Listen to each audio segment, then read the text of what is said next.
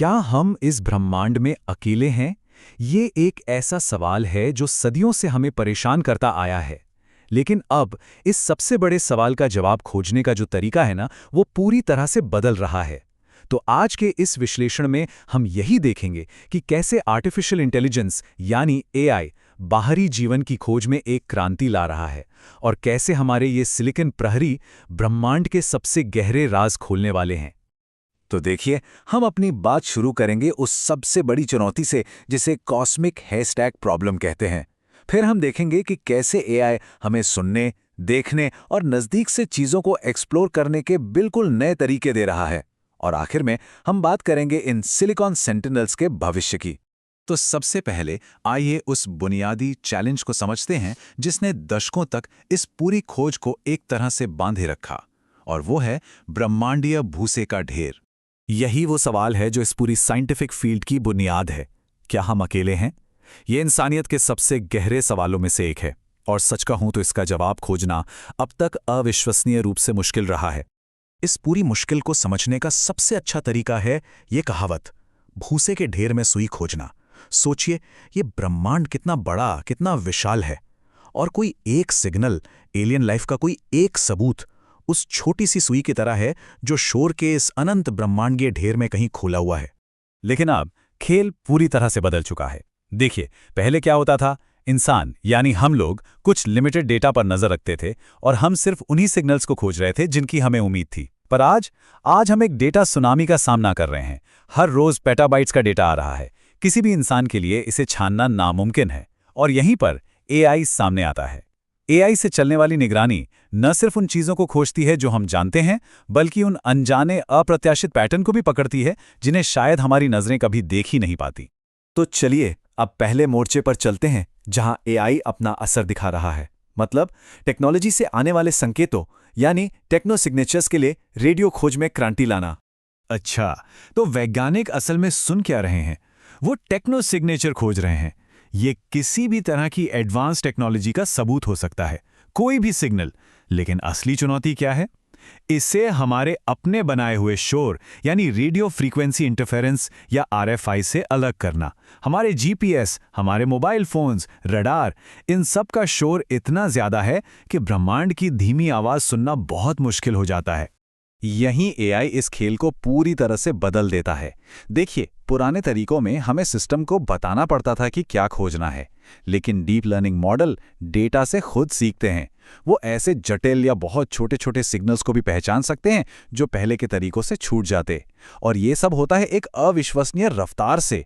कुछ सिस्टम तो real time से 368 गुना तेजी से डेटा प्रोसेस कर सकते हैं। सोचिए, यहां तक कि वो दशकों पुराने आर्काइव किए गए डेटा में भी नए उम्मीदवार खोज सकते हैं।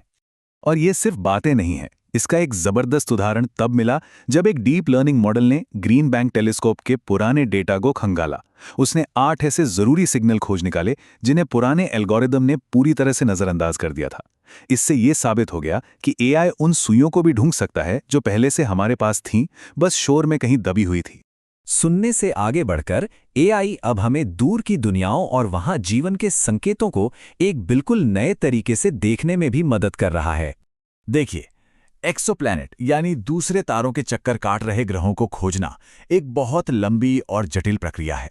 सबसे पहले केपलर और टीज जैसे मिशन आसमान को स्कैन करते हैं और हजारों संभावित ग्रहों के सिग्नल इकट्ठा करते हैं।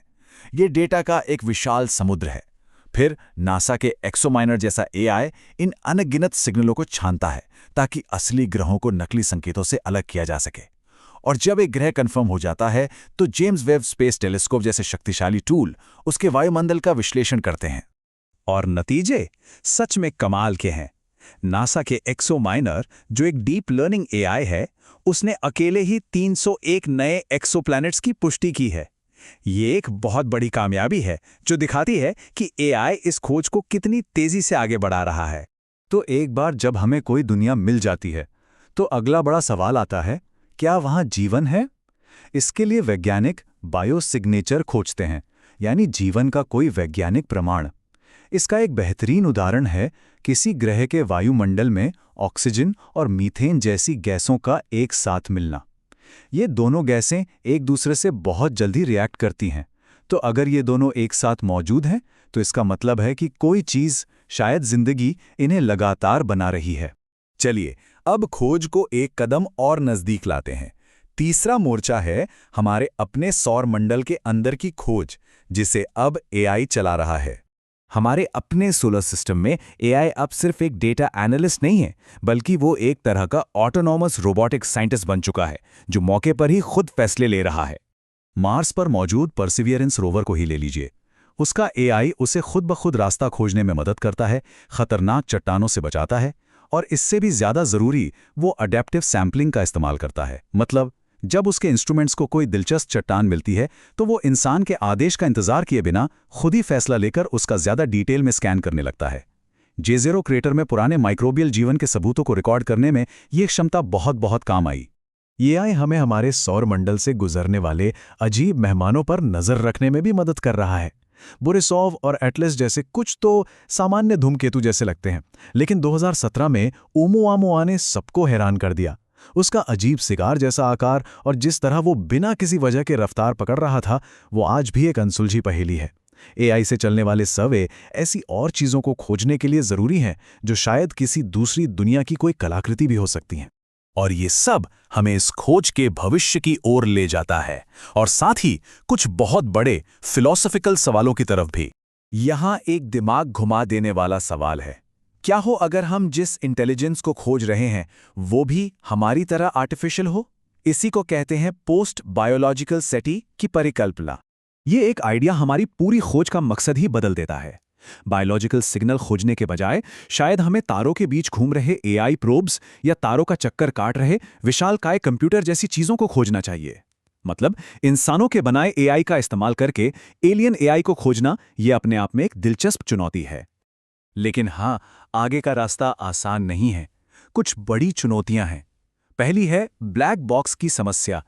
अगर कोई एआई कहता है कि उसने कुछ खोजा है, तो हमें यह समझना होगा कि क्यों और कैसे, तभी हम उस खोज पर भरोसा कर पाएंगे। दूसरा है पूर्वाग्रह, यानी बायस का खतरा। एआई को हम उसी डेटा पर ट्रेन करते हैं जो हमारी समझ पर आधारित है। क्या होगा अगर एलियन जीवन हमारी कल्पना से बिल्कुल अलग हो? और आखिर में, यूरोपा जैसे चंद्रमाओं पर जाने वाले मिशन में एआई को यह तय करना होगा कि कौन सा डेटा घर भेजना सबसे जरूरी है, जिससे वो हमारी खोज का मुख्य क्यूरेटर बन जाएगा। ये कहावत एआई से आए इस पूरे बदलाव को बहुत अच्छे से बयां करती है। बाहरी बुद्धिमत्ता की खोज अब असल में शोर के अंदर पैटर्न खोजने जैसा है, और इस काम में मशीन ही राजा है। तो इसका निचोड़ क्या है? निचोड़ ये है कि एआई ने इस खोज की पूरी प्रकृति को ही बदल दिया है। ये अब सिर्फ बैठकर इंतजार करने जैसा नहीं है, बल्कि ये ब्रह्मांड से सक्रिय रूप से, सिस्टमैटिक तरीके से और बेहद संवेदनशील होकर सवाल पूछने जैसा बन गया है। इसने इंसान की जिज्ञासा और ब्रह्मांड की विशाल डेटा से भरी सच्चाई के बीच एक जरूरी पुल बना दिया है। और इसी के साथ हम इस आखिरी और शायद सबसे दिलचस्प सवाल पर पहुंचते हैं। चाहे पहला संपर्क रेडियो की एक धीमी आवाज हो, एक लेजर की चमक हो, या कोई असल चीज, ये लगभग तय है कि एआई ही उसे सबसे पहले पकड़ेगा। तो सवाल यह है कि अगर संपर्क हुआ, तो क्या एआई ही वो पहला होगा जिसे इस बारे में पता चलेगा?